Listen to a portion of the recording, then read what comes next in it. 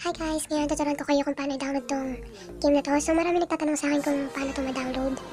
Tapos, paano siya i-translate sa English. So sa ngayon hindi ko pa alam kung paano siya i-translate sa English. Pero kapag alam ko na, i-upload ko agad. So yung unang gagawin ay i-download tong UC browser.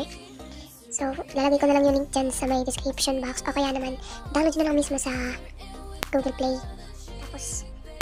Tapos pagkatapos mo tong i-download, punta ka sa may description box ulit. Tapos i-download mo tong APK ng Garena Mobile.apk.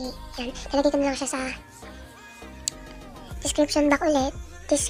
Tapos, yun. Kapag na-download ko na, download na rin yung patch file. Ilalagay ko rin yun sa description box. So, medyo matagal rin yung pagda-download itong dalawang to eh.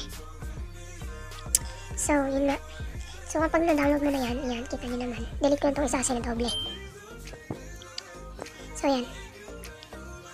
Na-download mo na yan parehas. So, yung patch file, para ma-translate mo sa English yan. Marami pa kasing error sa pagka-translate ng English, kaya hindi ko pa matuturo sa inyo. So, yun na, kapag na-download mo na yung game, ayan na siya. Kaso kapag pinuksan mo, yan, tingnan nyo naman, Chinese. So, yun lang.